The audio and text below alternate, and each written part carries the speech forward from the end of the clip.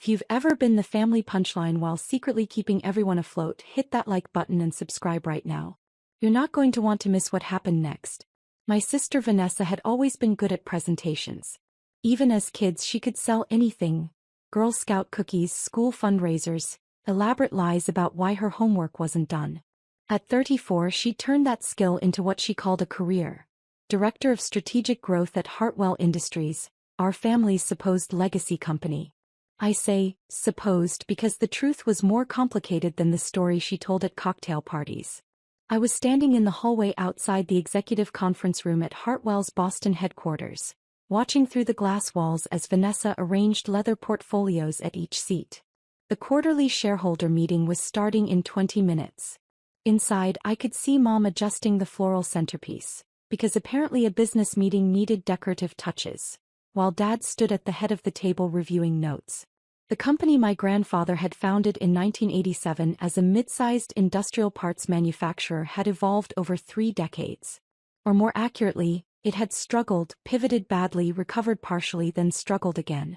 The Hartwell name still carried weight in New England manufacturing circles, but the reality behind that name was significantly less impressive than the mahogany-paneled conference room suggested. Vanessa spotted me through the glass and walked to the door, opening it just wide enough to speak through the gap. Her smile was the same one she'd used to exclude me from birthday parties when we were 12 and 9. "Jordan," she said pleasantly. "The meeting's starting soon. This is for family shareholders only." I'd been expecting something like this, but the casual dismissal still stung. "I'm aware of the schedule. I have the agenda." "Right, but," she glanced back at Mom, who was watching us with sharp eyes. "This is a serious business meeting. We're discussing major strategic decisions about Hartwell's future. It's not really appropriate for me," I supplied. "For people who aren't actively involved in the company's operations," she corrected smoothly. "You know how Dad is about keeping things focused. No distractions." Mom approached, her heels clicking on the marble floor. She didn't bother with Vanessa's diplomatic phrasing. "Vanessa's trying to be nice, Jordan. But let's be honest, you're not a shareholder. You tried to start your own business and it didn't work out. That's fine. Not everyone's cut out for entrepreneurship. But this meeting is for family members who actually contribute to Hartwell's success." The failed entrepreneur label had been attached to me 3 years ago when I'd mentioned at Thanksgiving that I was closing down TechBridge Consulting, the small advisory firm I'd run for 2 years. What I hadn't explained, because they hadn't asked, was that I'd closed it because I'd moved into direct investment and fund management. But their assumptions had calcified into family mythology. Jordan tried business, failed, now does something with computers that nobody really understood. "I understand," I said quietly. "I'll let you get to your meeting." Vanessa's expression flickered with something that might have been guilt, but she recovered quickly. "Maybe we can grab coffee after? Catch up properly." "Maybe," I lied. She closed the door with a soft click. Through the glass, I watched her return to her seat. Dad was checking his watch. Mom was pouring water from a crystal pitcher. The theater of serious business, performed by people who'd mastered appearances while the foundations crumbled beneath them. I walked to the elevator, descended to the parking garage, and sat in my car for a moment, phone in hand. The irony was so perfect it almost made me laugh. Almost. I pulled up my email and found the message I'd been copied on 2 hours ago. Quarterly report, Hart Capital Partners portfolio performance. I scrolled to the relevant section, the one they didn't know existed. Hartwell Industries investment summary. Initial investment, March 2020, $45 million via convertible debt structure. Follow-on investments. June 2020, $22 million, equipment financing. November 2020, $18 million, supply chain restructuring. April 2021, $30 million, R&D expansion. September 2021, $15 million, bridge financing. March 2022, $25 million, facility upgrade. August 2022, $12 million, emergency operating capital. January 2023, $13 million, market expansion. Total investment, $180 million. Current equity position, 47%, structured through Hart Capital Partners LLC. Notes: family unaware of funding source. All investments processed through intermediary law firm. Monthly reports confirm continued operations viability dependent on Hart Capital continued support. I'd bought nearly half of my family's company over 3 years and they had no idea. The investment bank, the lawyers, the accountants. Everyone knew the funding was coming from Hart Capital Partners. What they didn't know was that Hart Capital Partners was me. Just me. Jordan Hartwell, the failed entrepreneur who wasn't allowed in shareholder meetings. My phone rang. Elena Vasquez, my attorney and the only person besides my accountant who knew the full scope of what I'd built. "I saw the meeting notice," she said without preamble. "Are you there?"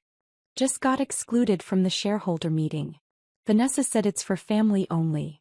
Elena's laugh was sharp. "The irony is incredible. What are you going to do?" I'd been asking myself that question for 3 years.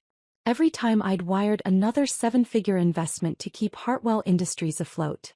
Every time I'd sat through a family dinner listening to Dad complain about ungrateful investors demanding too much oversight, while I literally paid for the meal with dividends from my ownership stake in his company. "I'm going to watch," I said finally. "Let them have their meeting. I want to see what they decide when they think I'm not involved. And then I'll decide if they deserve mercy." I hung up and pulled out my laptop, connecting to Hartwell's internal network through the access credentials I'd maintained from my brief internship there a decade ago. IT had never revoked them, another example of the company's sloppy operational practices. The conference room had integrated video recording for remote shareholder participation. I tapped into the feed, muted my end and watched. Dad called the meeting to order at precisely 10 a.m. 12 people sat around the table.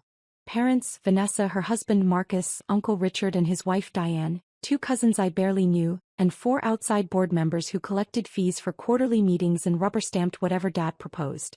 "Thank you all for being here," Dad began, his voice carrying the gravitas he'd perfected over 4 decades. "Today we're discussing Hartwell Industries' future direction. As you know, we've faced challenges over the past few years, but thanks to our family's resilience and strong leadership, we've successfully navigated difficult market conditions." I nearly choked. Successfully navigated was an interesting way to describe being hours from bankruptcy 3 separate times, saved only by my anonymous wire transfers. Vanessa stood, clicking to the first slide of her presentation. "Our strategic growth initiative has positioned Hartwell for unprecedented expansion. We've secured several major contracts, upgraded our facilities and expanded our R&D capabilities." Every item she listed had been funded by my money. The facility upgrade, my $25 million. The R&D expansion, my $30 million. The contracts she mentioned had been won using equipment I'd financed. "The question now," Vanessa continued, "is how we capitalize on this momentum. We have an opportunity to acquire Bennett Manufacturing, a competitor that would give us significant market share in the aerospace components sector." Mom leaned forward, her expression eager. "How much are we talking about?" "Bennett's asking price is $85 million, Vanessa said. "But with our current positioning, I believe we can negotiate down to $72 to $75 million. Uncle Richard whistled low. "That's substantial.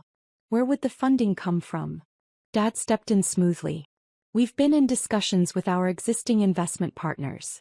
They've indicated willingness to provide additional capital, given our strong performance." I sat up straighter in my car. That was news to me. And I was the existing investment partner he was referencing. "How much would we need to put in as a family?" one of the board members asked. "Minimal," Dad assured him. "Perhaps $5 million collectively to maintain our ownership percentage. The rest would be covered by our partners. Drop a comment and let me know where you're watching from tonight." I was already composing an email to my investment team. "Verify immediately. Has anyone from Hartwell Industries contacted Hart Capital Partners about additional funding for an acquisition?" The response came back in 3 minutes. "No contact received.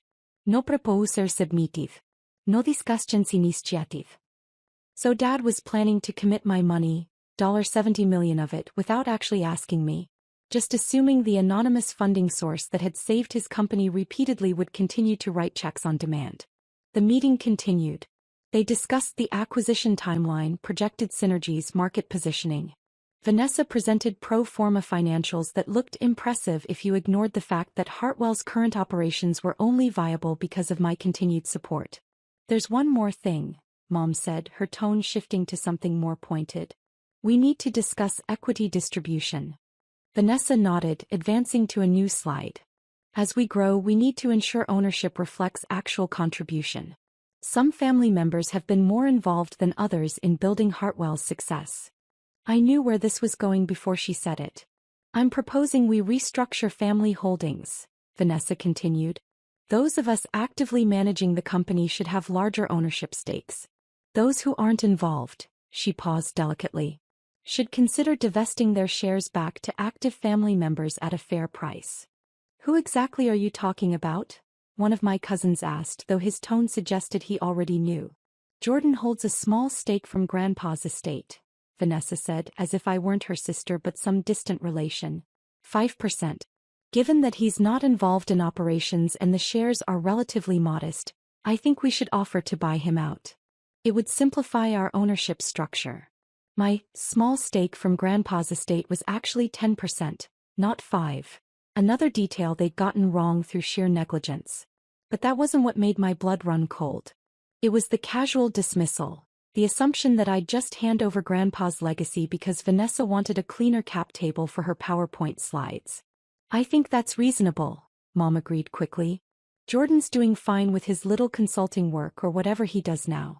He doesn't need the headache of being a shareholder in a serious business. Dad nodded. I'll have the lawyers draft an offer. Something fair. Maybe 1.2x book value. Book value. 4 shares in a company whose actual value existed only because I'd invested $180 million to keep it functioning. Shares that, at fair market value given my capital infusion, were worth far more than the fire sale price Dad was proposing. There's one other consideration, Uncle Richard said carefully. Our mystery investor. Hart Capital Partners. They've been very generous with funding, but we don't actually know who they are or what they want. I've tried to get more information, Dad admitted. But they operate through layers of legal intermediaries. Anonymous LLC structures.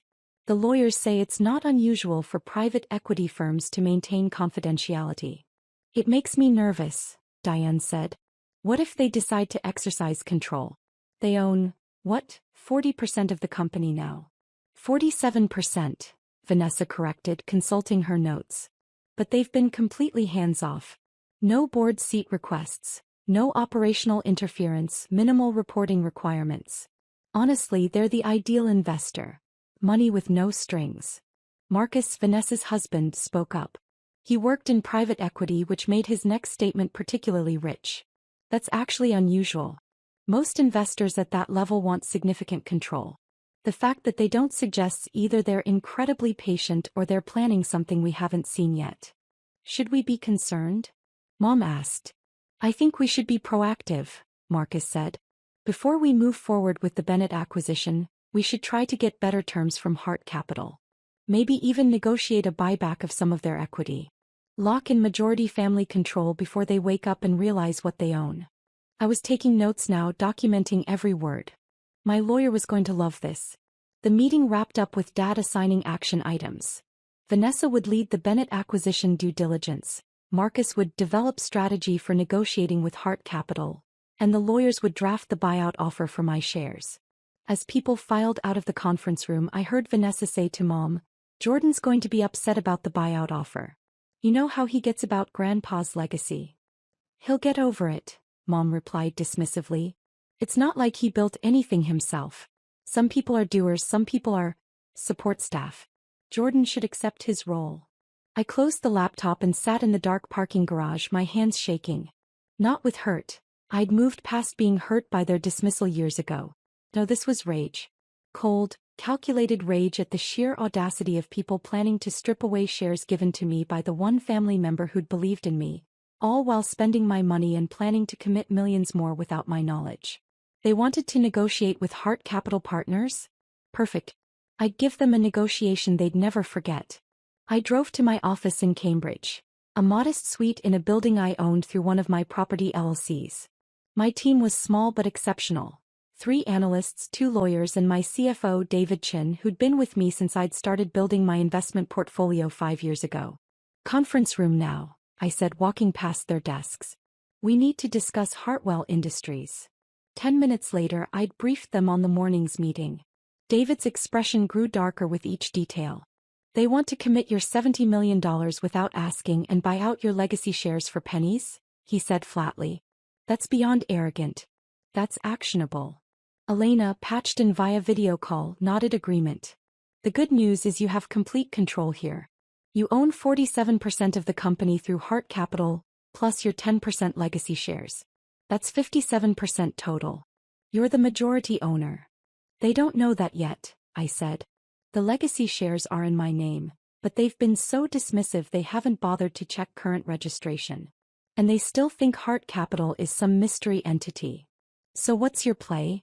David asked. I'd been formulating it since I'd left the parking garage. They want a meeting with Hart Capital Partners to discuss the acquisition funding and potential equity buyback. Let's give them exactly what they asked for. Hit that subscribe button if you've ever had to prove yourself to people who should have believed in you from the start, because what happened next was perfect. The meeting invitation went out 3 days later, through the same law firm that had been handling all Hart Capital communications with Hartwell Industries. The email was professional, formal, and deliberately vague. Hart Capital Partners acknowledges receipt of Hartwell Industries' request for expanded investment discussion. Principal investors will attend meeting at Hartwell headquarters November 15, 2 p.m. Please ensure all shareholders of record present for comprehensive discussion. Dad called me that afternoon, his voice strained with artificial warmth. Jordan, we're having an important investor meeting next Tuesday. Family shareholders should be there. I know we haven't always included you in these things, but this one's critical. What's it about? I asked, keeping my tone neutral. Our primary investor wants to meet face to face. We need to present a united family front. Can you be there? I'll make it work, I said. Good. And Jordan, he paused. Wear a suit, okay? First impressions matter. I hung up before I said something I'd regret. The next week moved slowly. I prepped my team on exactly how the reveal would unfold. Elena drafted documentation. David prepared financial summaries. I rehearsed staying calm, professional, unmoved by whatever reactions came. On Tuesday morning I dressed in my best Tom Ford suit, charcoal gray subtle pinstripe, the one I wore for major negotiations. I arrived at Hartwell Industries at 1:45 p.m. and went straight to the conference room. The setup was almost comical in its transparency. Dad at the head of the table, Vanessa to his right with presentation materials ready.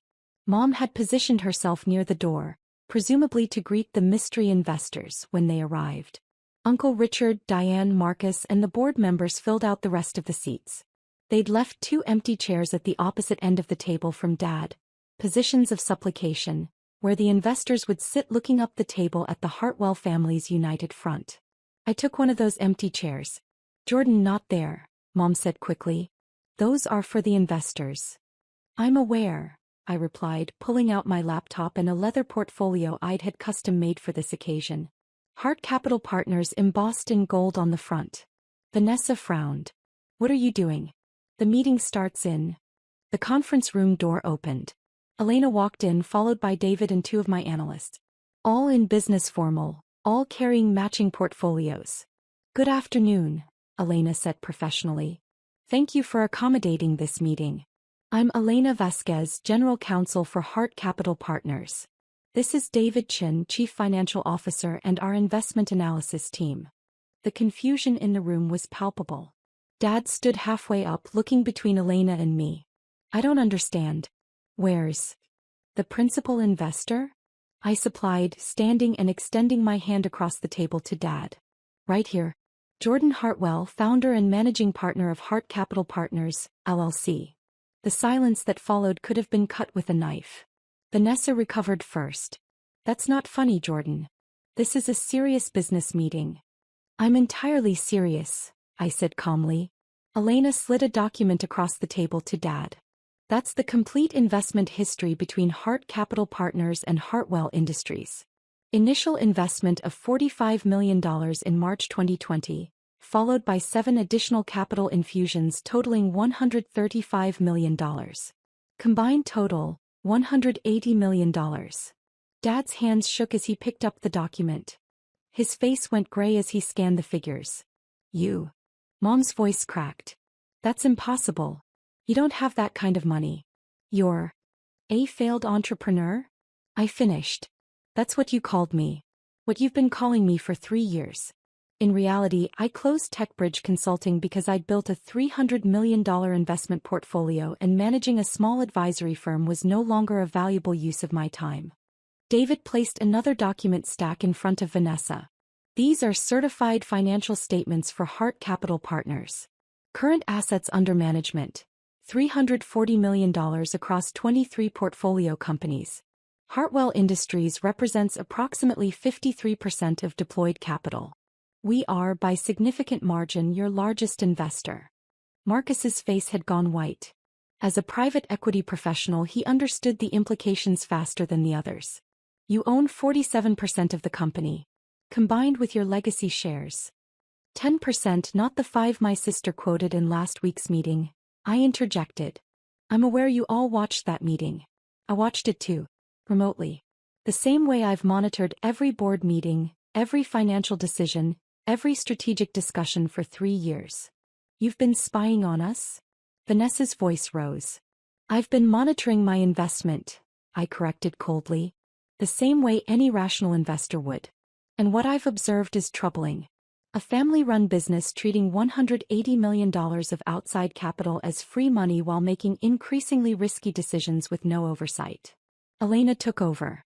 Last week you discussed committing Mr. Hartwell's capital, an additional $70 million, toward an acquisition that was never proposed to Hart Capital Partners, never analyzed by our team, and never approved by the majority equity holder. We were going to present it to you, Dad started. When? I interrupted. After you'd signed a letter of intent? After you'd committed my money without my consent? Or were you planning to just assume the anonymous investor would write another check? Uncle Richard found his voice. Jordan, if you'd just told us who you were from the beginning, you would have what? I leaned forward, my voice sharp as glass. Treated me with respect? Included me in decisions? Or would you have done exactly what you discussed last week? Tried to negotiate a buyback of my equity at below market rates while mocking my little consulting work, behind my back. Mom's face had gone from pale to blotchy red. We're your family. You should have trusted us. I gave you $180 million in trust, I said quietly. I saved this company 3 times from bankruptcy. I funded every upgrade, every expansion, every survival strategy you claimed credit for.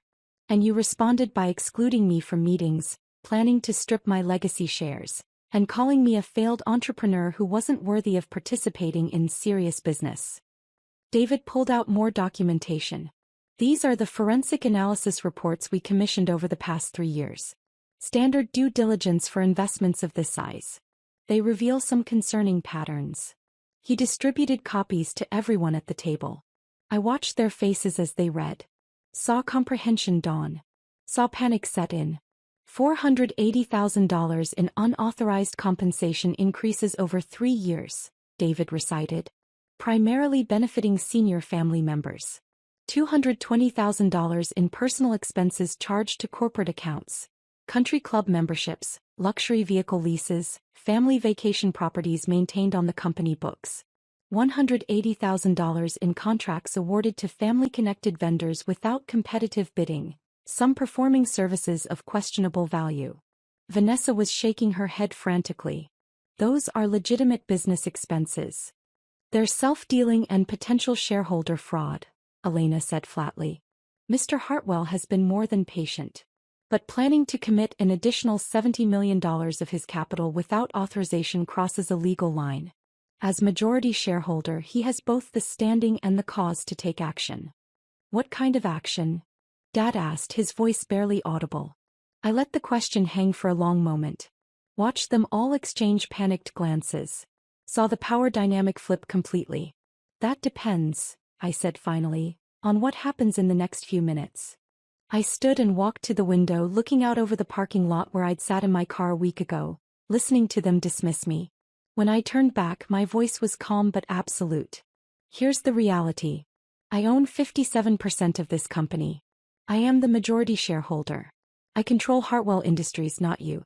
Not anymore. Jordan, please, Mom started. I'm not finished. My voice cut through her plea like a scalpel. For 3 years, I've funded this company while you pretended I didn't exist. I've watched you take credit for successes that only happened because I wrote the checks.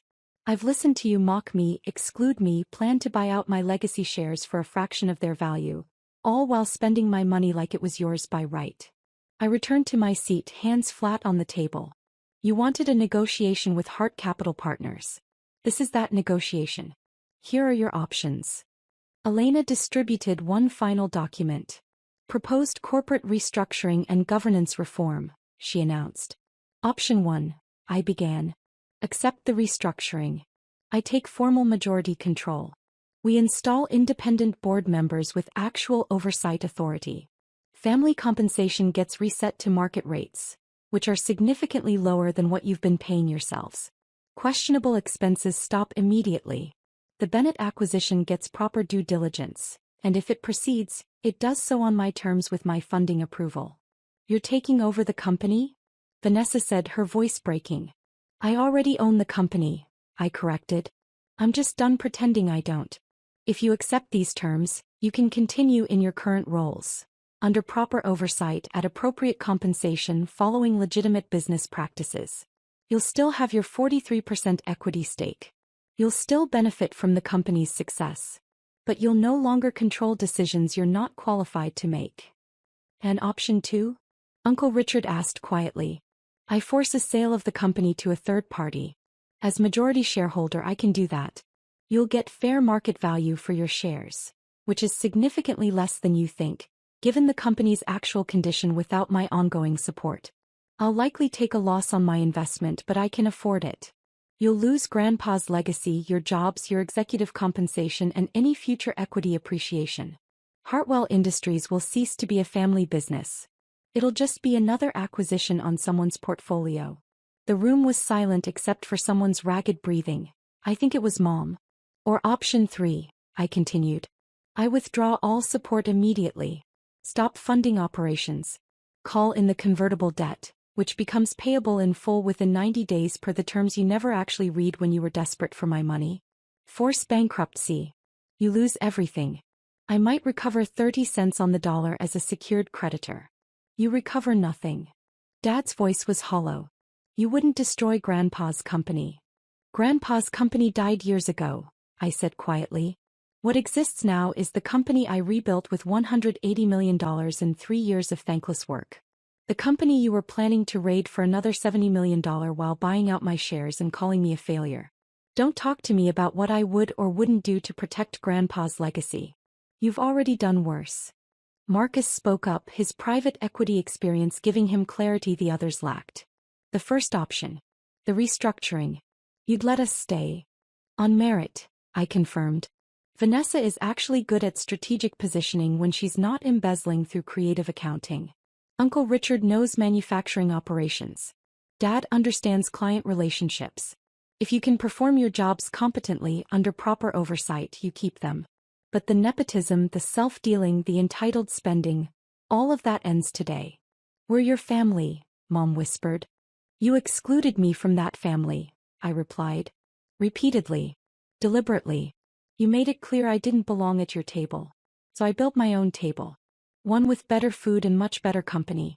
Now I'm offering you a seat at mine, but only if you follow my rules. Because it's my table. My company. My money that kept you all employed and pretending you were successful. Elena checked her watch. We need decisions today. The restructuring documents require signatures from all family shareholders. You have 2 hours to review and decide. Mr. Hartwell's offer expires at 5 p.m. I stood, gathering my materials. Conference room B is available for your discussions. I'll be in the executive office that used to be Grandpa's. The one Dad's been using. I'm reclaiming it. David and my team followed me out. Through the glass walls, I could see the Hartwell family frozen at the table, faces slack with shock. Elena touched my arm gently as we walked down the hallway. Are you okay? I will be, I said. Once I know they understand. Understand what? That family is supposed to be a gift, not a weapon. And when you use it as a weapon, don't be surprised when it cuts both ways. 2 hours later at 4:47 p.m., Dad knocked on the executive office door. He looked like he'd aged 10 years in one afternoon. "We'll sign," he said quietly. "The restructuring. Your terms. All of you. All of us." "Vanessa's upset. Your mother is processing. But yes. All of us." I nodded, unsurprised. Option 1 was the only rational choice, and for all their faults, my family had survived this long by eventually seeing reason. Usually at the last possible moment. "The independent board members will start next month," I said. "Compensation adjustments are effective immediately. Elena will handle the paperwork. You'll report to me until we find a proper CO. Someone external with actual qualifications. You can stay as president if your performance justifies it." "And you?" Dad asked. "What will you do?" "My job. The one I've been doing for 3 years. Protecting my investment. Making sure Grandpa's company becomes what it should have been all along. Successful because of merit, not just family legacy." He nodded slowly, turned to leave, then paused. I'm sorry. We should have." "Yes," I interrupted. "You should have. But you didn't. And that tells me everything I need to know about what you would do versus what you say you would do. Words are easy, Dad. I'm interested in action now." He left without another word. The restructuring took 3 months to fully implement. Independent board members included 2 former Fortune 500 executives and a manufacturing industry consultant I'd known from my investing network. Vanessa kept her role but at 40% lower compensation and with actual performance metrics. Marcus was let go entirely. His contract included a clause about conflicts of interest, and his private equity work created too many potential issues. Uncle Richard thrived under the new structure, actually seeming relieved to have proper oversight instead of family politics driving decisions. Dad struggled initially but adapted when he realized I was serious about both accountability and fairness. Mom never forgave me. She sold her shares back to the company at fair market value, which netted her $4.2 million, significantly less than the family discount valuation she'd expected, and barely spoke to me afterward. I mourned that relationship, but I didn't regret my choices. The Bennett acquisition? After proper due diligence, we passed. The company had undisclosed environmental liabilities that would have cost $30 million to remediate. We found a better target 6 months later. Smaller, cleaner books, better cultural fit. That acquisition worked beautifully. Hartwell Industries became profitable under the new structure. Genuinely profitable, not just surviving on my capital infusions. We expanded operations, improved efficiency, and started attracting outside interest from strategic partners. 2 years after the restructuring, the company valuation had increased 300%. My 57% stake was worth more than my entire original investment. I built an office in Cambridge for Hart Capital Partners, hired 10 more employees, and expanded into new investment sectors. The Hartwell success story, the turnaround, not the family drama, became a case study I used to attract other portfolio companies. Vanessa and I achieved something like détente. We worked together professionally, maintained boundaries personally. She never apologized, not explicitly, but she stopped treating me like I was invisible. That was enough. Grandpa had left me those shares because he'd seen something in me that the rest of the family had missed. He'd known I'd need them someday, known the family would eventually reveal their true nature. The note he'd left with the stock certificates had been simple. Use these wisely. Build something real. I had. Not despite my family's dismissal, but because of it. Every time they'd excluded me, I'd built something they couldn't control. Every time they'd called me a failure, I'd made decisions that proved them wrong. Every time they'd underestimated me, I'd quietly moved 10 steps ahead. The family dynamic settled into a new normal over the years. Holiday dinners remained awkward but functional. Dad and I developed a working relationship based on mutual respect rather than assumed hierarchy. Vanessa's children called me Aunt Jordan, and knew me as the CEO who'd saved their inheritance, not the scapegoat their mother had once dismissed. But I never forgot what they'd said in that conference room, planning to strip away my legacy while spending my money. Never forgot being blocked from my own shareholder meeting. Never forgot being called a failed entrepreneur by people whose success existed only because I'd funded it. Some things you forgive. Some things you just file away as lessons about who people really are when they think you can't fight back. I framed the first stock certificate Grandpa had given me and hung it in my office, next to a photo of him at the original Hartwell factory floor in 1987. Below it I added a small plaque with a quote I'd written: "Success isn't about proving people wrong. It's about building something so undeniable that they have to acknowledge what was always true." If you've ever had to walk away from being underestimated and just let your results speak for themselves, tell me your story in the comments. What would you have done? Sometimes the best revenge isn't destruction. It's just becoming exactly who you were meant to be, with or without their permission.